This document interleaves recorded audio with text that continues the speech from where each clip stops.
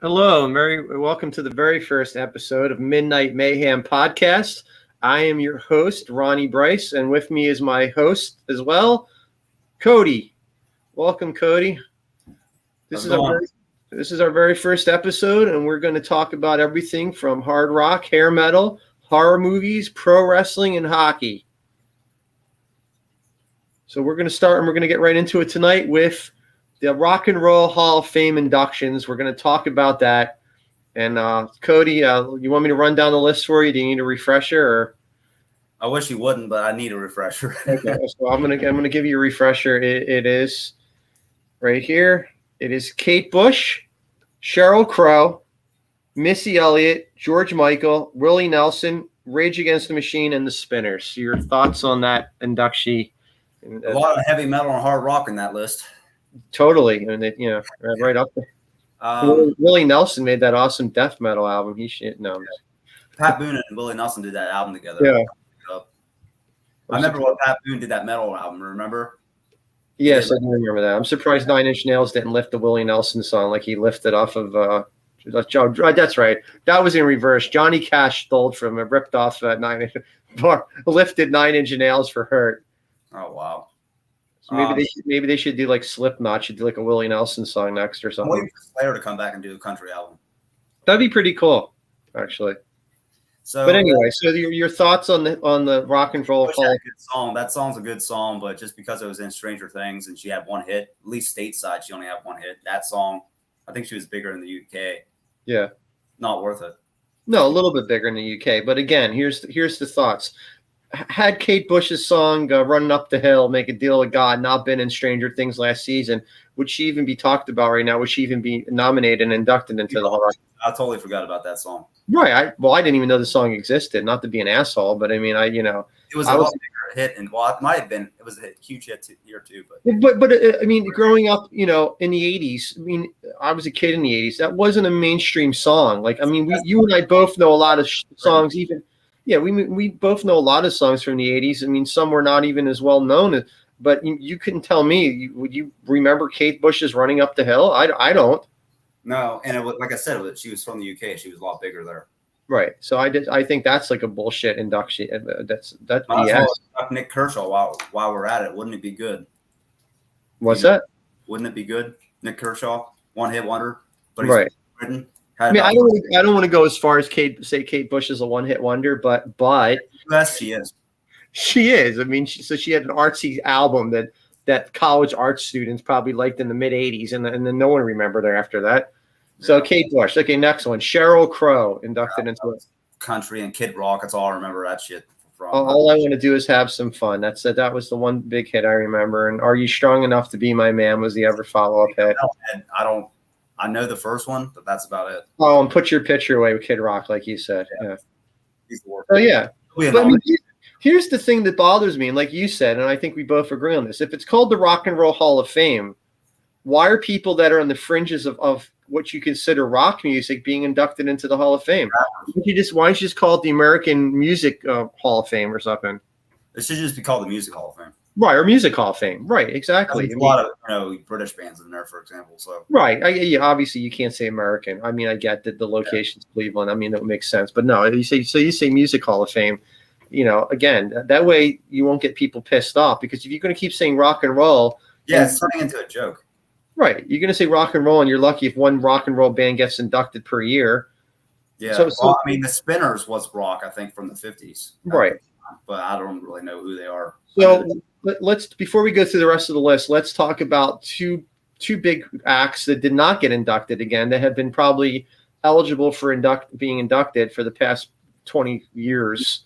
Is Iron Maiden, right? Of course, my favorite bands. Right, and Cyndi Lauper. So in my opinion, both of them should already been in the Rock and Roll Hall of Fame before Sheryl Crow, Kate Bush, and Rage Against the Machine. Well, I mean, she's not rock, she's pop, but they have put a lot of pop in there anyway. And she was the major artist of her time, so she deserves it. Right, and she's been around for 40-something years. I mean, she's more than well eligible to the Rock and Roll Hall of Fame. I mean the dog's already in there, so it's the same thing. Look what they did with Kiss. I mean, Kiss was like waited like they were eligible since like the fucking 1980s, and they didn't get abducted. They didn't get abducted. They didn't get inducted until what? 6 years ago. Yeah, a few years ago.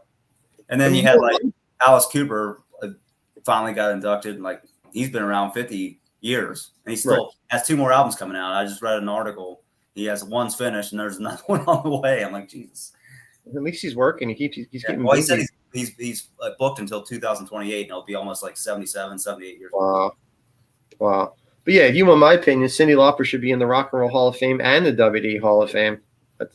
State facts, you know. Yeah. There wouldn't be a rock and wrestling connection in the 80s and Hulk Hogan and Captain Lou. Not Screwdriver, but that album they made, the 1985. Oh, Pile Driver is the first. No, Pile Driver was the second album. Yeah. Pile Driver was the second album. The first one is just the wrestling album, I think. Oh, okay. Yeah. You know the story behind that, right? Is with Cyndi Lauper when I guess Vince McMahon, whoever, was like, can you like, I don't know what it was. Pile Driver hit Cyndi Lauper, and Roddy Piper's like, I can do it, but you want me to hurt her? And you know, he was worried because, I mean, I think when he did in Madison Square Garden, like he had to be escorted out of that building because, I mean, he hit Cyndi Lauper. I mean, the whole crowd lost their shit. Yeah. Yeah. I mean, anyways, Piper was my favorite wrestler. He didn't care. I know he was. I love Piper. But anyway, so back to the rock and roll. So then we have Missy Elliott again, not rap. I mean, it's not rock. No, I don't know. Nothing to say about that. Right. And then Rage Against the Machine. What's your thoughts on that? Because you know I have my own thoughts on it. I don't like them. I'm not a metal head from the. You know, I mean, I should say I'm not into 90s mainstream metal, like alternative stuff. They were so. Right. I guess they're definitely the rockiest, whatever the word is, the most rocking. The rockiest of the list, yes. Yeah, metal of the list. But Tom Morello is a hell of a guitar player. He is. No, he absolutely is. And then when he's a guitar player, he could be in there. I could see it just by himself. But I mean, I don't really like their music. Right. And I don't really know a lot of it. It's like they have some rap in their music too, I think. I know a lot of their songs. I mean, I'm not going to lie. I like when their music comes on the radio, but I mean, should they be inducted into the Rock and Roll Hall of Fame now when there's other bands like Iron Maiden haven't been yet? You know? Yeah, I mean, and they came out later than. Right. That's my only issue with Rage Against. Well, I should say this is my 2 issues with Rage Against the Machine is I think there's a lot more deserving bands that should have got inducted before them. Number one, I do like I know you and I differ on this. I do like a lot of their songs, Rage Against the Machine, at least the late 90s, early 2000s songs. They had some pretty good songs that I liked. But my second thought is, you know, you don't call yourself a band called Rage Against the Machine. You're literally raging against the very thing that just inducted you into the Rock and Roll Hall of Fame. Like, I don't think they have a choice. They just put their list. Whoever makes. Yeah, right. No, I get that they don't have a choice. But if they were real true punk or metal or whatever, I should say metal. If they were a true band that, you know, they claim they're socialists and they're against capitalism, I would say no thanks. We don't want to be inducted into the Hall of Fame. It stands against it's against everything we stand for. That's what Bruce Dickinson said many times with Maiden. He's like, they can kiss my ass because he don't care. Do you think that's why there's a contributing factor why they want to induct the Iron Maiden? Well, I know it's a public vote, but there's so many Maiden fans, so something's up with it because you think they could beat out Missy Elliott and Kate Bush. I mean, what the hell? Right. Right. Well, that wraps up. I guess we'll go on to you know, that's our take on the Rock and Roll Hall of Fame inductees. Next up is the big news that came out Monday morning is Aerosmith's Peace Out tour, the alleged farewell tour. I'll put that in quotation marks because the only reason I say that is because we all know how many bands have said they're going to retire and never be tour again. Kiss has been doing this for 4 years now. I mean, granted, the pandemic stopped them for a little bit, but there's been a lot of bands that have said they were going to retire and they only wind up touring again. So Ozzy did that 30 years ago. Who did?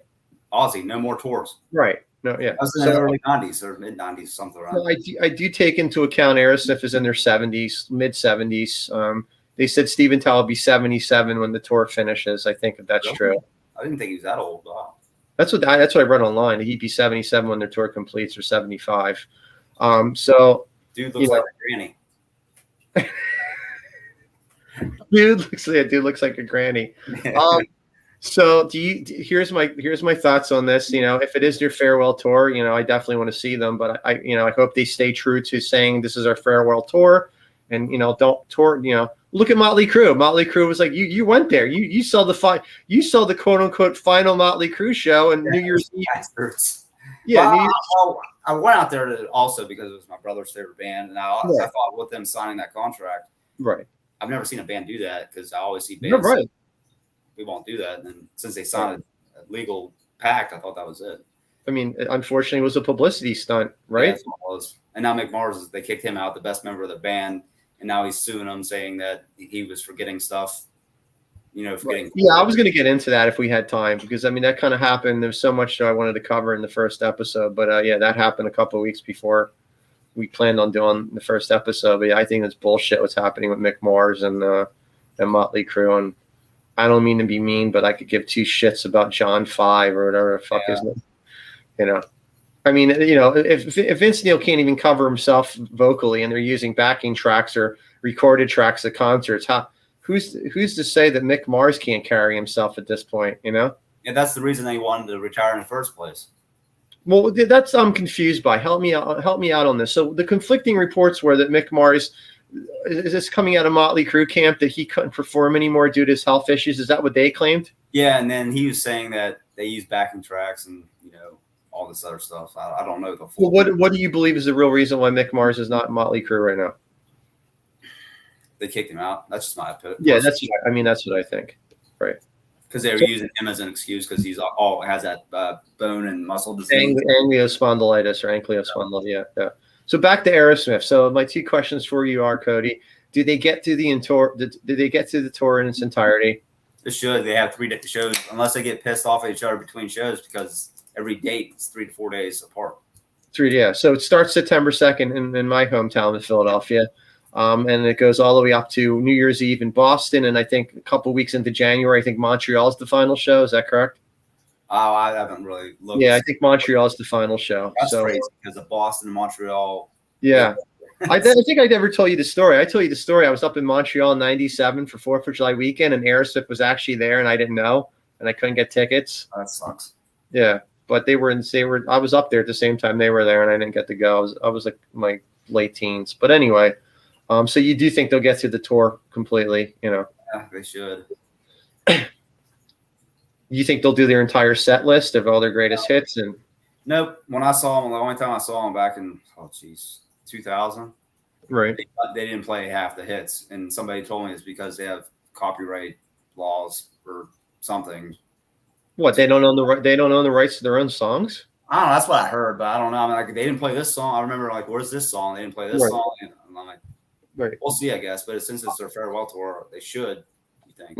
I mean, I saw them in 2012 in Philly, and they did all the hits. I mean, they did everything from the early stuff to Permanent Vacation to Get a Grip, and then the late 90s shit, that people don't like as much. But I mean, they did everything. Just Push Play tour was most of a lot of that new shit. Yeah. But they did all that. They did a pretty long set too. I remember from what I remember seeing them in 2012, they were on for over 2 hours, maybe like 2 hours. The only thing I really remember, and it was bad memory from that show, there was a storm coming, and I was out on the lawn. So they finished the set. So we went back to the car. I had like a bunch of water in my shoes. Wow. Inches of water. And then when we were looking for a vehicle, the fucking power went out. Oh, wow. So we were stranded in the rain, in the darkness, looking for the car. So, what do you mean in darkness? Outside in like a field? Yeah, well, the lawn. They had the lawn, and we had lawn seats. Right. And then we went back to the parking lot, and then all the parking lot lights went out because the storm had, knocked out the power. So and it was still pouring rain. Wow. So that's the only experience of Aerosmith I've had live. You've only seen Aerosmith once live? Yeah, I would like to see them this time, but I ain't paying like $300 for cheap seats. Yeah, we'll get into that in a second. But yeah, I did think I've seen him 5 times now, going back to '93 Get a Grip tour, which I don't know if we ever talked about before. But that was as a teenager experiencing Aerosmith for the first time at 17 and seeing them at the Spectrum, and then the whole Get a Grip era, and then the Living on the Edge video. I mean, that was like Aerosmith like transcended being popular with our parents' generation in the 70s, and then to a bunch of teenagers in the 90s. I remember girls walking down the corridor of the Spectrum with the Catholic schoolgirl outfits with the hockey sticks. I mean, I remember people emulating the video for Living on the Edge. So, I mean, I think once they did Get a Grip, that opened up a whole new fan base, in the early 90s. Well, I remember, Aerosmith I was big when I was little. Wayne's World 2. So yeah, I think that was around the same. That was a couple years after. Well, that was a year after Get a Grip came out, or 2 years after Get a Grip. Same year. No, Get a Grip came out in 90. Yeah, you're right. 93. 93 was the album. 93 was the movie. I don't know why I pictured Wayne's World 2 came out in 94, but no, you're right. They rushed it.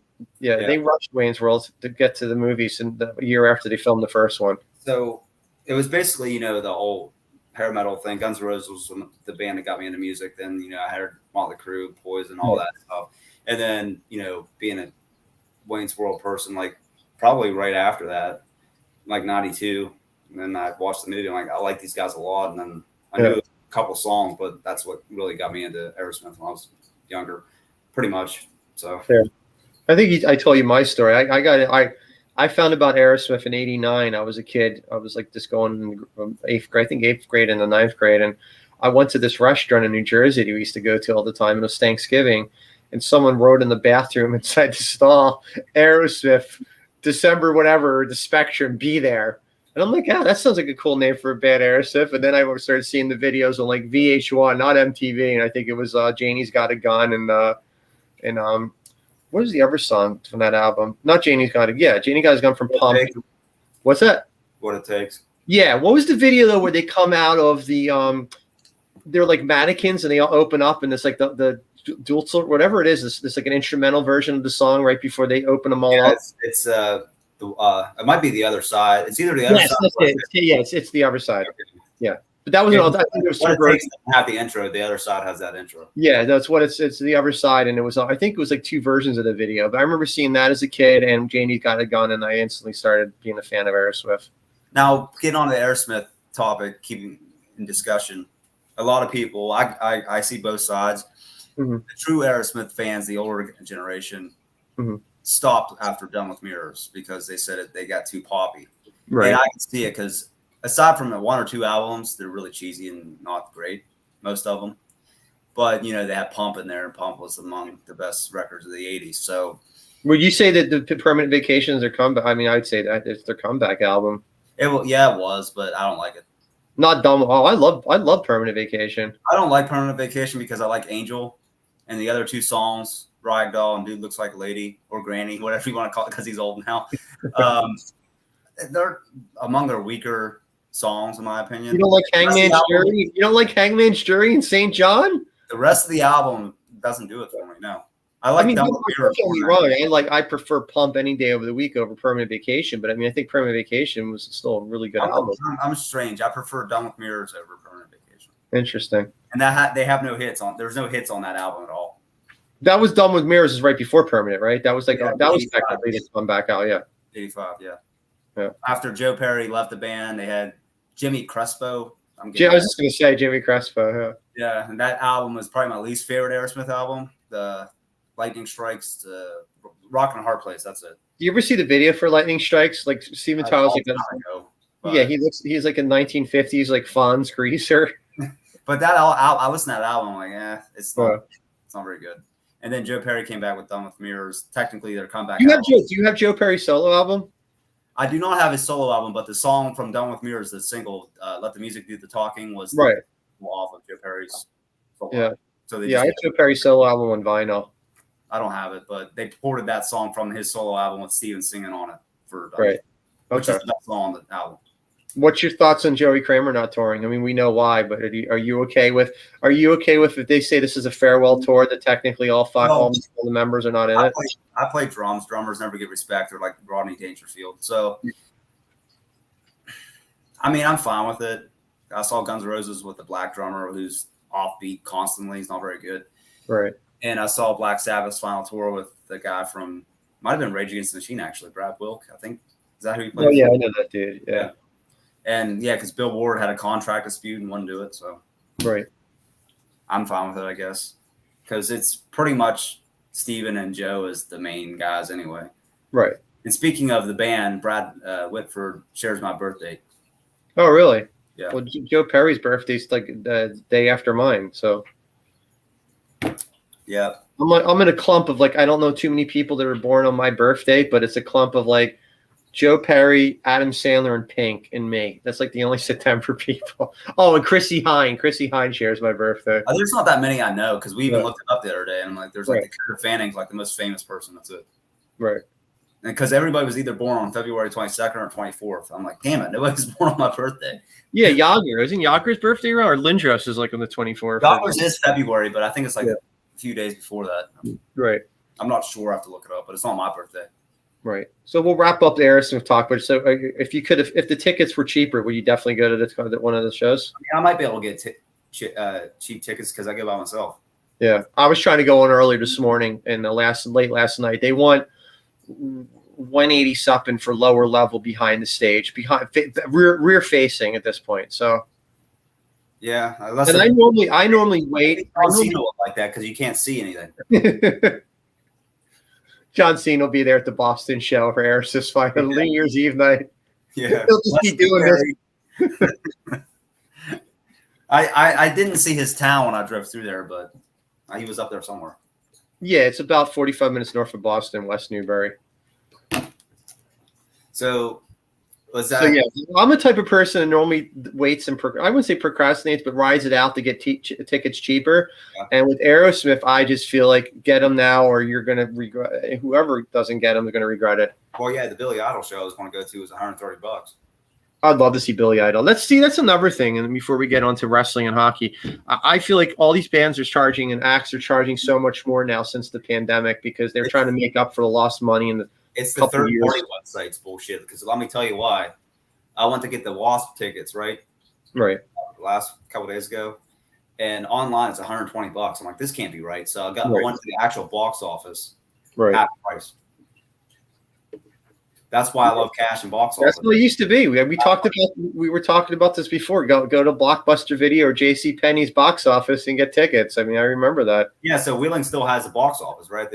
That's pretty cool. There, so if something's $200, it's definitely going to probably be at least half that at the box office. So I got that and the REO tickets for $100 total. I'd love to see REO Speedwagon. You don't know whether REO Speedwagon tickets were like $100 almost online too. $50 at the box. Are they doing like an outdoor venue type of thing? Because that's what they normally do.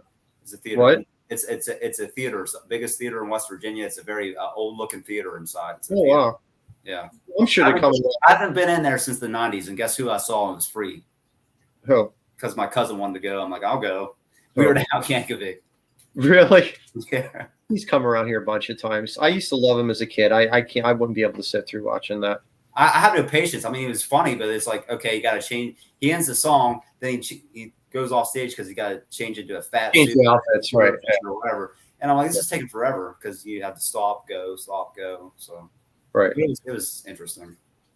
So I'm sorry, what's that? And the theater is it's very old looking. It's called the Capitol because Wheeling used to be the capital of West Virginia, believe it or not. Right. I think I've heard that before. I think I remember a little bit of history. I don't know when it was built, but it might have been 1800. It's really old. Right. So we'll go to hockey, I guess, and then wrestling. So NHL playoffs. I know you said you're not watching too much of it. I'm trying to catch games. Edmonton just won tonight. I think you said 5-1, right? They beat Vegas. Yeah. They beat Vegas. So series is tied, I guess, right? And then we have Seattle and Dallas. Series is tied there as well. That's tomorrow night, right? Yeah, there's 3 games tomorrow. Yeah. What's the 3 games tomorrow? Dallas and Seattle. New Jersey. Really? New Jersey and Carolina tomorrow? And I just looked at it. The other one. What's the other one? Toronto. Toronto and Florida. Yeah, Florida Panthers, what I'm wearing. So what's the other one? You're only wearing a jersey. That's the one I'm wearing. So who let's just run it down one by one. So who do you have winning the series? Florida Panthers, Toronto Maple Leafs. I know Florida's up 2 games to nothing. It would have to be a cataclysmic collapse of the Panthers for them, and I don't see how Toronto comes back and wins. I'm taking Toronto. If it's any other team they're playing, say if Florida was playing like anybody else, I would take them. But it's Toronto. I'm going Florida. I mean, I'm shocked Toronto got out of the first round, knowing their history.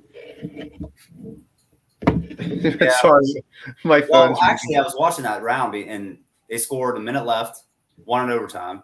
Scored 3 goals the next game in 3 minutes or 6 minutes, won in overtime. So it wasn't that they won; It's more to Tampa. Right. Yeah, I'm surprised they got out of the first round. So they blew 3 games all at home. They had a lead in 2 of the 3, and the third one was tied the whole time they lost. Right. But that's the old team, the old guys, the second oldest team in the league, out of the playoffs. My favorite team, oldest team in the league, out of the playoffs. Right. So Capitals third oldest team out of the playoffs. So it's definitely a younger team's game now. Yeah, I'd be shocked if Toronto gets out of this series. I think it's over for them. And let me turn this off. Sorry, we're as usual. Second podcast I've done and gotten interrupted in some way. Give me 1 second. Sorry. So the next team, Seattle and Dallas Stars. Who do you have winning that series? Dallas. Dallas has a better goalie, even though he's been on and off during this playoffs. They have a better lineup. But, I mean, Seattle has that underdog fight about them because a lot of them are like second or third liners. The whole team is pretty much. Right. I don't know how much longer that'll hold, though. So I'm going to pick Dallas. See, I'm going to go against you. I say Seattle upsets Dallas. And who do you think will win? The reason Veneers, goaltending. I just think they're the underdog team. Seattle. Nobody has them winning anything, and the fact that they won the first series, I think no one thought that. I don't know. I think they're going to upset Dallas, and I think they're going to go to the Western Conference Finals. And then so the question is, who do they play? Do you think they play Vegas, or do you think they play Edmonton? This is the toughest one to pick because if you would have told me yesterday, if you would have asked me who goes Vegas or Edmonton to the Western Conference Finals, I'd say Vegas. But to see Edmonton win in such a huge win tonight, Draisaitl is just on fire. He has 13 or 14 goals already. Right. And their offense is really good. Defense and goaltending is among the worst in the league. Right. So that's their problem. And if you put Edmonton on power play, they're going to score. They had the best power play ever this year. It was like 35%. Right. But then on the flip side, Vegas doesn't have a good goalie. It's like Brossoit and somebody else, I forget, but Logan Thompson maybe. I think he's hurt though. Right. They don't really have. They're pretty much the same type of team. Like they're one line. They have like Eichel and. By the way, do you think Eichel winding up on Vegas was a good choice for Vegas? Do you think it panned out, that trade getting him from Buffalo? I mean, Tuck has been pretty good for Buffalo, but Buffalo's always Buffalo. They're Buffalo, so. But I'm saying it's a pretty decent return for Vegas that they got Eichel on their team. I think. Yeah, I think that both teams benefited, to be honest. Right. Okay. So let's just narrow it down. So who do you have coming out of the West, and then who do you think is going to win then the Eastern Conference Finals? I want to go with. You know what? I'll say Edmonton just because it's Canada and McDavid. So you say Edmonton on the West, and who comes out of the East then to the Stanley Cup Finals? Carolina. So you're going to say it's going to be Edmonton? That's interesting. So you think it's going to be Edmonton Oilers against Carolina Hurricanes in Stanley Cup Finals? That's my picks. Or if I had a second choice, Dallas maybe. Right. But I'll just stick with Edmonton and Carolina. I'm going to go Florida Panthers and Seattle for the Stanley Cup Finals. That won't be different. Who lost that? Yeah. I've already lost. Nobody watched the Edmonton one either. So it's like, well, McDavid is the biggest player, the best player in the world. So I guess they have that going for him. I'm rooting for Edmonton and Florida. We'll see what happens. Right. That'd be cool too. I mean, I wouldn't mind seeing that. I'd root for Florida, of course, but I mean. And another thing we have to talk about is the draft lottery is coming up Monday. Thank you for bringing it up because I would have went right into wrestling and then the Backlash pay-per-view. Okay, so draft lottery. I think the latest updates, we talked about this earlier. Flyers is 6.5%. I think the highest percentage right now is, help me out here, is it Columbus or Chicago? Anaheim. Okay. So we have Anaheim, Columbus Blue Jackets, San Jose Sharks, Chicago Blackhawks, and then I think Detroit Red Wings, Flyers, like rounding out like the top, whatever. I forget who's like fourth. I think it's I didn't look at the list, but I know it's Anaheim, Chicago, Columbus. Right. Arizona is like fourth or fifth. Montreal, which would be a marketing nightmare. Washington and Philadelphia are those top three. Arizona and Montreal. I mean, if he goes to Arizona, which we talked about, it might happen in the next week. We're going to get the news whether or not, I guess, Tempe and Arizona, whatever the officials or the town people are going to vote on keeping the Coyotes there. So I think Bettman and the NHL will have absolute egg on their face if Bedard gets drafted to Arizona and Arizona doesn't have a home and Arizona's get relocated with their number one draft pick. Well, to be honest with you, Arizona, if they get Bedard, they're going to be a top team to be reckoned with. Maybe not. Well, I get that, and I respect what you're saying, but it would be a PR nightmare if he goes to Arizona and Arizona's in the midst of moving, and you have the future face of the NHL, and you don't even know where he's going to play. If you also forgot Logan Cooley, who's supposed to be the best player prospect in all hockey, got drafted from Pittsburgh, right? And he got drafted by Arizona. He's apparently tearing up. Well, the season's over, but he had a hell of a season, and he was supposed to be. A lot of people thought he would be better than the top 2 picks. He was picked 3rd last year, so he's going to be coming into Arizona. If they get Bedard, then they have like the most picks of the next 2 or 3 drafts. They have like 16 picks of the next 2 drafts. There you have the most picks. So Arizona will be it's kind of interesting because they have no fans. They have a small arena, and if they get Bedard, who will be a superstar, the tickets are already expensive. Yeah, I could see that. I could see them saving the franchise like Crosby saved the Penguins. Yeah. I could see the tickets apparently are like $300 for ice level because they're so in demand because they're just. So my question: who do you think he's going to go to then, Bedard, and who would you like him to go to as a team? Who I think he's going to go to? Yeah. I think they'll give it to Anaheim. Okay. And who would you like to see Bedard go to? Columbus? Since I have season tickets, just for right. I mean, if it's not Columbus. I don't even know who's in it. I would say Ottawa, but Ottawa's 12th, so they can't get it. Right, yeah. Can't get Bedard. I think he's going to go to Anaheim, and I think he's going to go to Anaheim. I know I'm not committing to an answer. Anaheim, Chicago, or Columbus. Yeah, the top 3 best. Where would I like to see him go? Is it stroke of a miracle? Flyers or Penguins?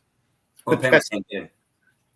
What's they that? only need 10 spots. The top 11 teams can only get Bedard. Penguins. What if they made a major trade? Oh yeah, but they're not going to. There's no way anybody's going to trade that. They might. So I'm guessing. Would you not be blown away if you had Connor Bedard playing under Sidney Crosby in his final couple seasons? Well, it'd be like Crosby and Lemieux. Yeah. So don't be surprised. I watched that draft lottery in 2005, and right. the commercial was once again Anaheim. Right. You figure Anaheim and Pittsburgh, and they're like, "We'll be back when they draw the number 1 pick." And it was Pittsburgh, and I couldn't believe it. So it's this Monday. The draft lottery is this Monday? Yeah, it's Monday, 8 o'clock. So we'll find out, everybody. So the next podcast, I guess we'll be talking about who got the number 1 pick, and potentially next podcast might be before the NHL draft. So we'll be talking about that, I guess, the next time. Yeah. So on to it. Draft's not till late June. What's that? It's not till late June. No, okay. So we'll have a podcast before that. So before we get into, I guess if we have time to do horror stuff or movies, wrestling, WWE. So did you see? I know you didn't see the pay-per-view backlash, but what's your thoughts on parts of it? Did you watch parts of it? Yeah. It's the same thoughts you would think.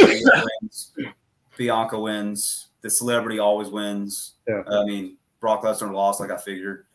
I didn't expect Brock Lesnar was going to lose because I thought they were into burying Cody Rhodes mode at that point. Well, what's going to happen? I think is he's going to fight. I'm glad he won. I think Cody Rhodes needs this win. I think if he would have lost it, it would have been career suicide. They would have buried him if he would have lost to Lesnar. Well, what I think is going to happen, he's going to fight he's going to fight Rollins for the new title because they're having. And you think Rollins is going to win? Yeah, that's the rumor anyway. And Triple H said it's supposed to be a Raw championship, right? But apparently on SmackDown last night, I was getting drunk, so I didn't watch it. He had there's 2 triple threat matches on Raw and 2 triple threat matches on SmackDown. The winners of each match will face each other. Right. Yeah, they're going to start a tournament, right? That's what I heard. Yeah, and I think what's going to happen is if it's Rollins versus Rhodes. Even though they're throwing SmackDown people on there, so it might not be this because I was thinking it was only going to be. Why would they put SmackDown people on? That's on SmackDown. So basically, if a SmackDown person wins, he's going to have to go to Raw. I mean, it makes no sense. I don't know. That's WWE for you, but I didn't know they were going to do that. But I was going to say, okay, if it's going to be exclusively to Raw, it's going to be Rhodes versus Rollins. Rollins wins because with Lesnar, because I don't think this is over, we'll screw him out of the title. I could see that. Because I personally think Rollins' time has passed. I think he's not fresh meat. I don't know why you'd want him as champion, but whatever. Well, if you watch the end of that pay-per-view, you'll see why I think it's not over. Is it true? I didn't see it, but the Usos broke up. Did you see that? They didn't break up. They almost fought, but they didn't. I think they're going to build up to that at this point. Yeah. I think it'll be Roman Reigns and Solo Sikoa and Paul Heyman, and that's it at this point. Yeah, that's how they drafted. And this is why another thing I hate about this draft. If you remember, they split the teams up. Right. Like they would split them. Now they drafted everybody together. I'm like, what the fuck's the point? Yeah. There's no point. And half the people that got drafted were already drafted to the shows they were already on. And they didn't split up the team. Judgment Day to Raw. It's like you're already on fucking Raw.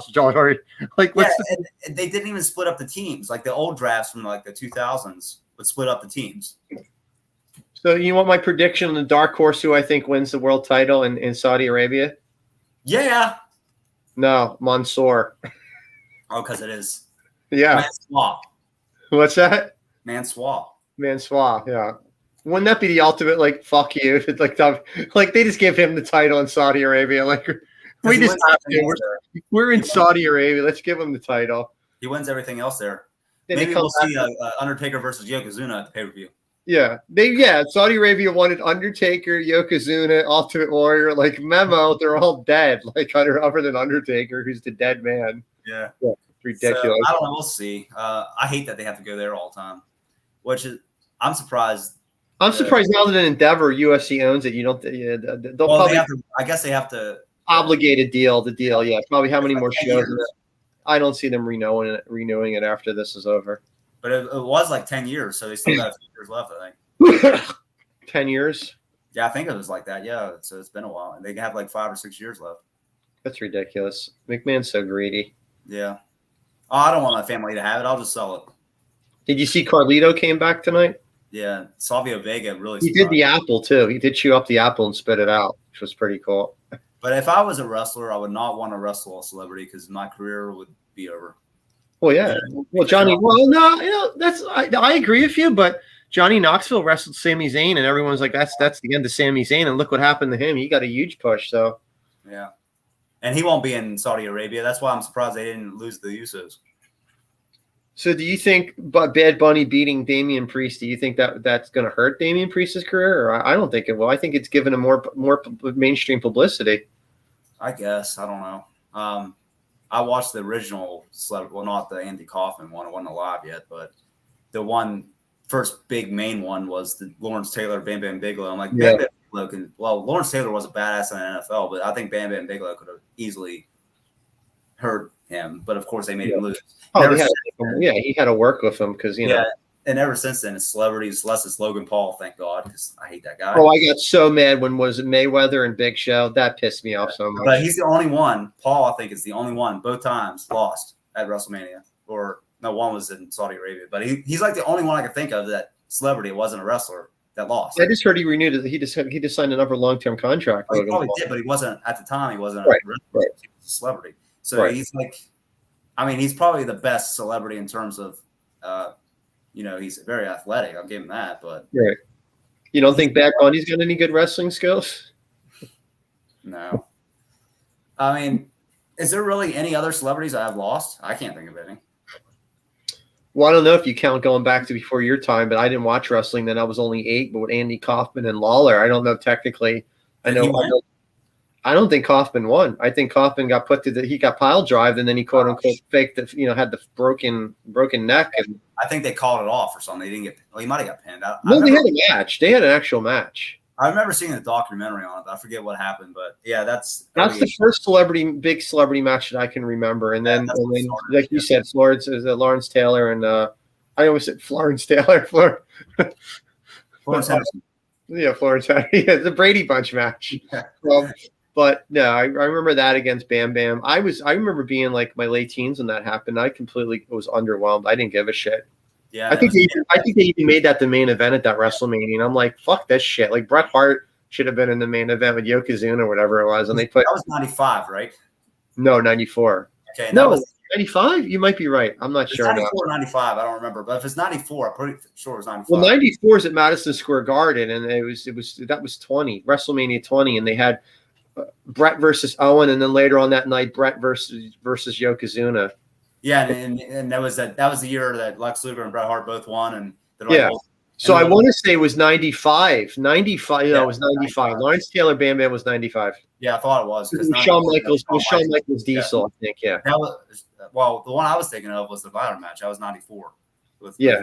No, Shawn Michaels Diesel, and they had Pamela Anderson and Jenny McCarthy on their corner. And what pay-per-view was the Razor Ramon Shawn Michaels ladder match?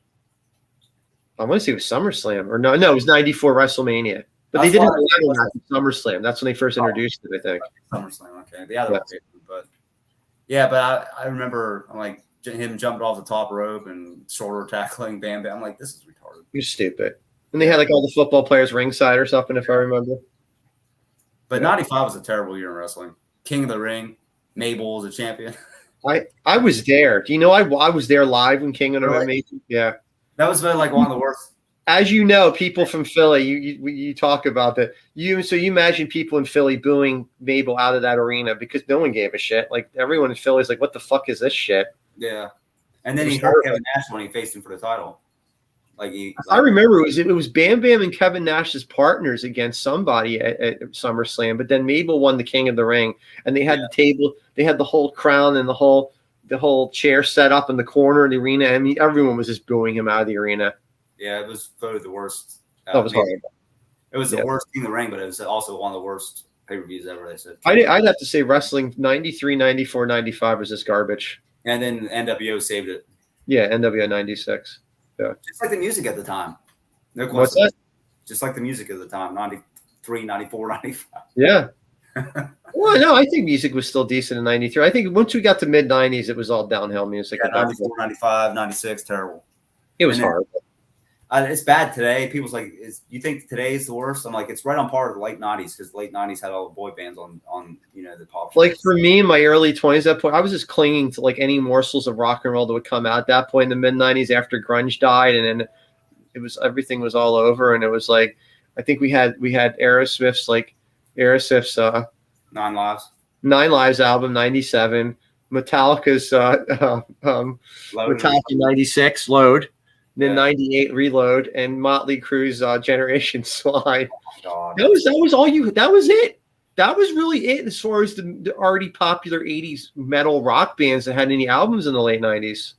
Well, I mean, I don't give a shit about Dishwalla and then Fuel and Third Eye Blind were coming out with albums. I'm talking about bands that we all liked from the 80s. There was really nothing. There was like only like 3 or 4 albums in the late 90s of like bands that we liked, right? Hard rock fans. Human Race. Who? Skid Row, Subhuman Race. A lot of people didn't like it. I like it. I don't even remember that. Oh, and Kiss. Okay. So like the highlight of the late 90s was Kiss's comeback tour and then Psycho Circus in 98. You don't remember Subhuman Race? Skid Row? No. Oh, okay. I just remember having Generation Swine on cassette, and I hated it so much I actually returned it to Sam Goody. I really like the self-titled. A lot of people don't. Right. The John Corabi album. Yeah, I had that. The only song I liked on there was Hooligan's Holiday. I don't give a shit about that album. Yeah, my brother went to their tour. They came to Pittsburgh that year. He said you can sit anywhere you wanted. That long. Oh, yeah. That's how Kiss was in the mid-90s, early 90s. Before, like the Revenge tour, it was not even sold out. Like I have a huge book of Kiss, and it talks about the history of their tours, and I couldn't believe like it's like 300 pages, and it talks about like late 80s, early 90s, how many shows they were just canceling due to attendance, and they never rescheduled them. It killed music pretty much, and it absolutely makes sense. Do you have the Kiss the quote unquote I call it the Kiss Carnival of Souls? Yeah, the grunge album. Do you have that? It sucks. It's their worst Kiss album. It's worse than the Elder. What's that? It's worse than the Elder. Well, you think it's worse than Music for the Elder? Yes, easily. Oh, I don't. It's bad, but I don't think anything's worse than Music for the Elder. I don't. They're two worst in my opinion, but that one is like grunge Kiss. I'm like, what the hell is this? So yeah. Wasn't that the album was supposed to come out had they not reunited the original all 4 members? That was the album. I'm not sure, but oh yeah, because Bruce Kulick and Eric Singer are on the album cover, and they're looking all grungy. I I don't think Paul Stanley has a flannel shirt on, but he might as well had on because the whole album they're like in the studio and it's all like bone. It's just all basic bone bared album cover, and they're just like they're all grungy looking on the cassette cover. From what I remember, I did like Psycho Circus. A lot of people don't like that album. Oh, I like Psycho Circus. It's good. I wanted to see the tour. I got to see the reunion tour in '96, but I didn't get to see the Psycho Circus tour. But I like the album. Yeah, so we're closing up 45 minutes. So you want to do the topic of movies, the hottest chicks of '90s movies? Do you want to wrap it up with that? I don't even see like the. Oh, there it is at the top. I got the clock. Yeah. 45. You want to kill this in 15? Sure. Okay. So I'm going to ask you top 5 hottest women in '90s movies. Who's your top 5 list? This is going to be tough to do because there's so many. The '90s had a hot 90s, 70s, and '90s because I like the '70s look of the short shorts. You know, just look back then. You don't like '80s? You wouldn't? I like the '80s. It's my favorite decade, but I mean, for women, I don't know. I mean, there was hot women in the '80s too, but I don't know. My favorite two are in the '70s and '90s, then '80s probably. But right. I don't know. No particular order. Do you want to do 1 and 1 or name all 5? Like bounce back. Yeah, name all 5, and then I'll go. I'll do mine. We can talk about it. I'll start with the one that I don't know. I always had a crush on. I finally met Alicia Silverstone. Right.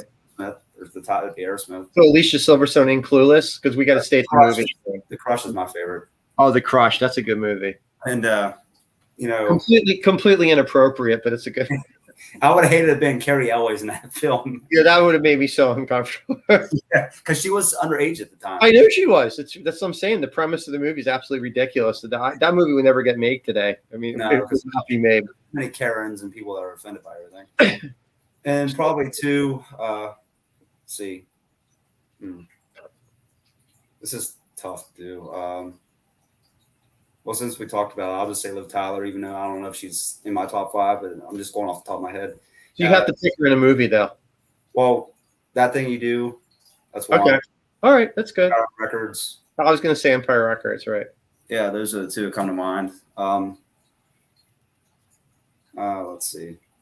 Tiffany Amber Thiessen, that's mostly TV, but she was in Son-in-Law, and she still looked good in that. Oh, good movie. It's good now, so that's 3. Maybe one of my favorite '90s movies ever. Don't Tell Mom the Babysitter's Dead with. Oh, dude! Oh my God! How did I forget that? Yeah. How did I forget that Christina Applegate? Oh my God! Well, I would say even not in that movie because she was like 13, but Danielle Harris. Right. Later on, I remember watching that movie. Like, who the fuck gives a shit about Danielle Harris? Like, she was a kid. Like, I don't give it. I didn't even know that was her. I got the vinyl soundtrack signed by her.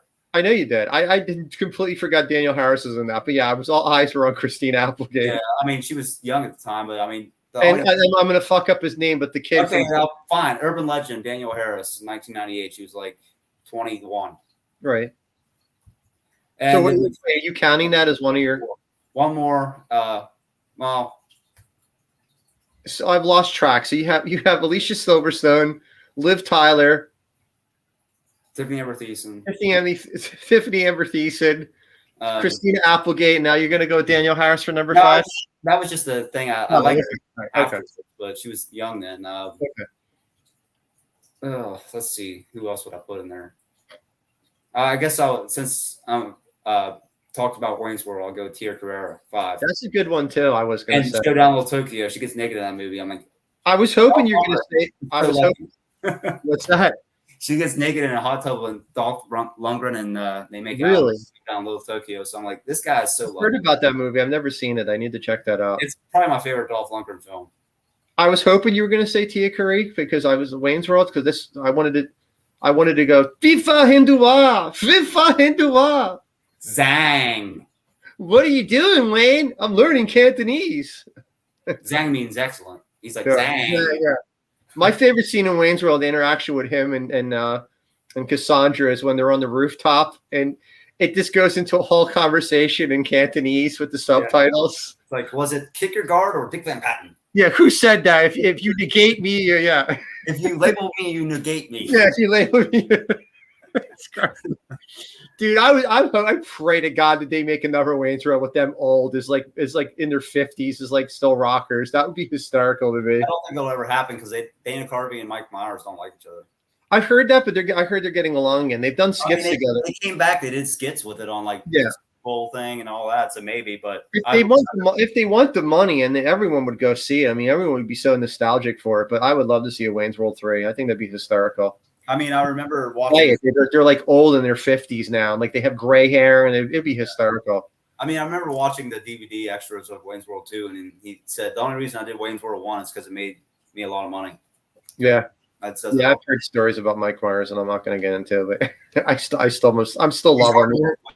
Yeah, that's what I heard. Penelope Spears said that. Yeah, he's hard to work with. All right, so my time. What's that? What would I do with a gun rack? A gun rack.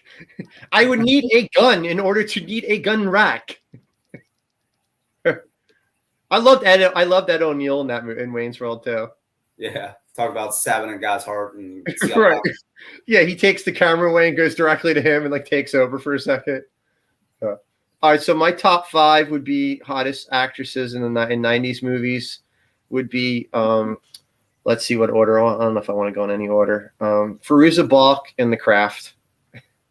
I don't know. She was just really hot in that movie. Mama said, "I think the Water Boy." You're thinking of, I don't like her in Water. I don't like that movie. That's besides the point.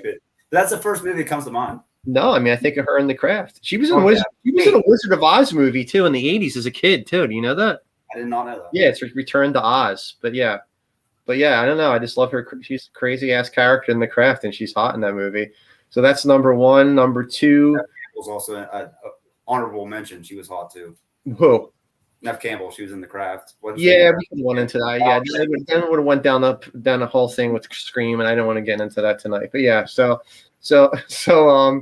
Fairuza Balk, number 1. Number 2, I say Katie Holmes in Disturbing Behavior. Have you ever seen that? I think we talked about that. I want to get it on Laserdisc. I have it on DVD somewhere. Yeah. That's a really good movie. Like they all get brainwashed, right? And like Nick Stahl and James Marsden, right? What's that? James Matterson or Marterson, whatever the fuck his name. Yeah, they're all like robotic, or not robotic, but like they get brainwashed. They're like a cult. They become like No, that's I like that one scene in the movie where that hot blonde's trying to get him to have sex with her, and she wouldn't do it, and she like bangs her head off against fucking glass. Don't they all look? Yeah, they all start ramming their heads. Yeah. It kind of reminds me of the zombies in I Am Legend, how they just like fucking ramming their heads. And like a static radio signal gives them like really, fucks with their brains. Right. Yeah, that movie's. I mean, it's a good name, Disturbing Behavior. It's a disturbing movie. It's good. So that's like I got Katie Holmes. I have Fairuza Balk. And number 3 would be. I know you probably won't agree with me on this. Hackers, Angelina Jolie. She's good looking, but I wouldn't. I never think of her in the 90s. I think more like late. That was a 95 movie. I love Hackers. I mean, I don't really. It's just a good movie.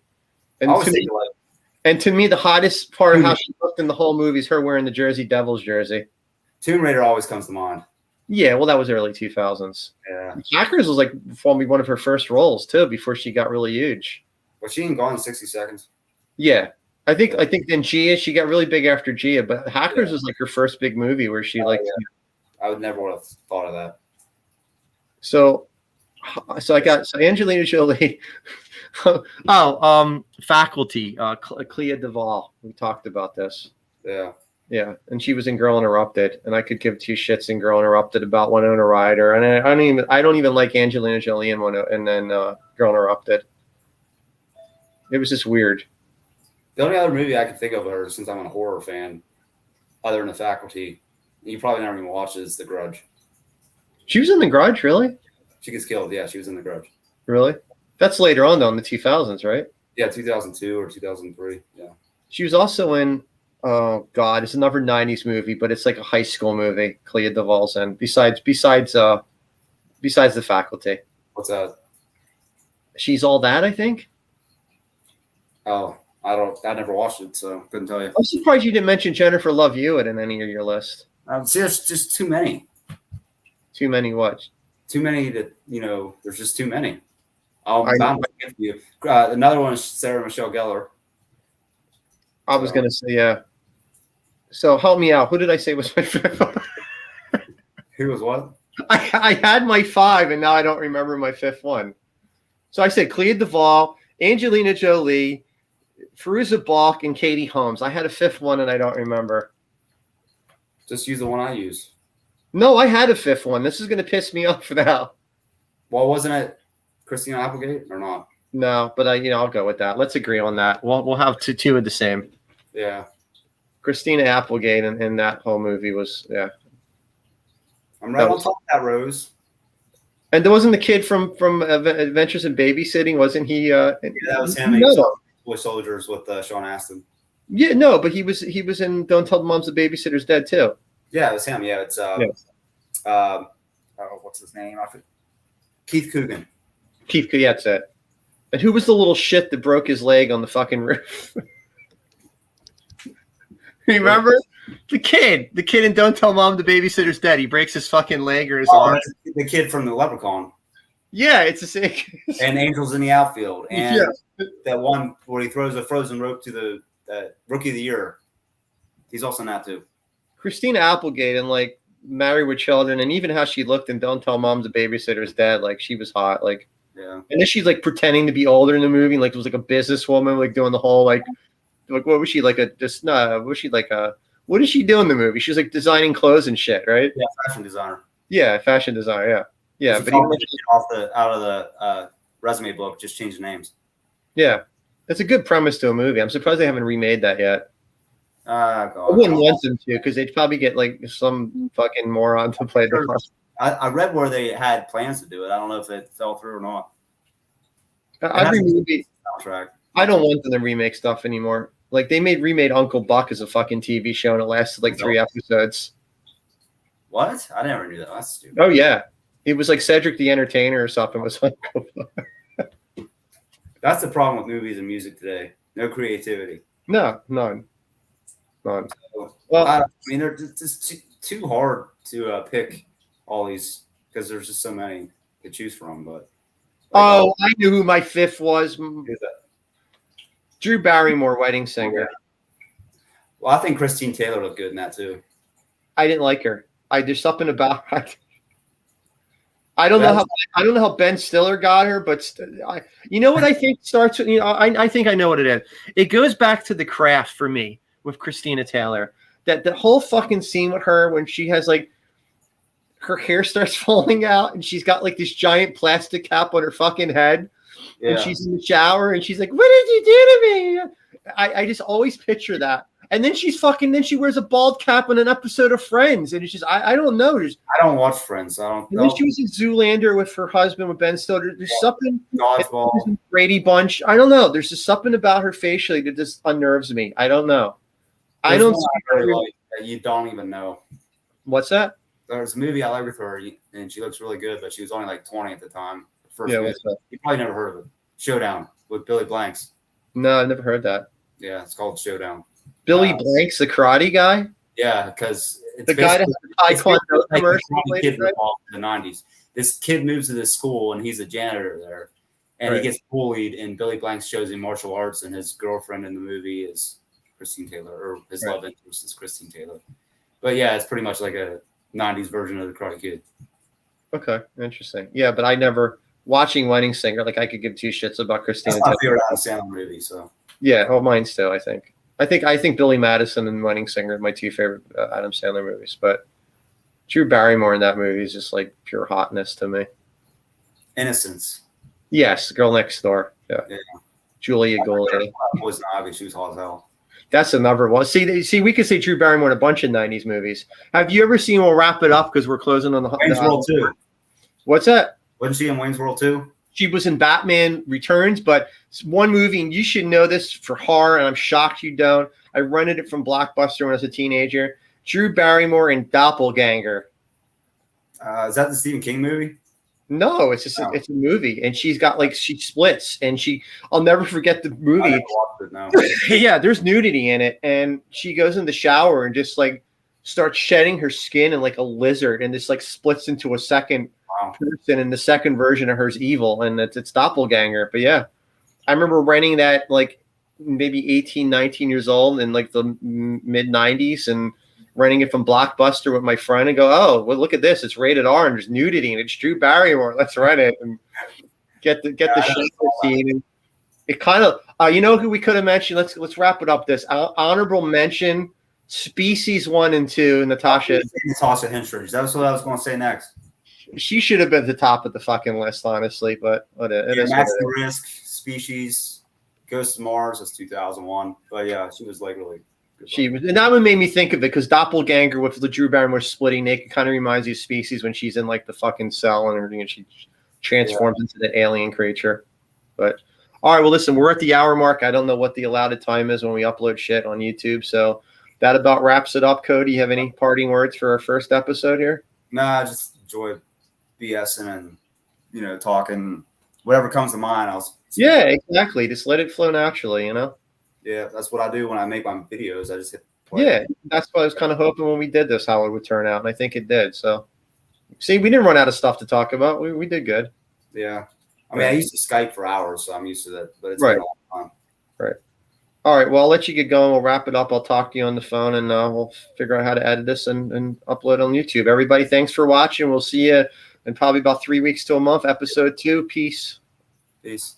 Later.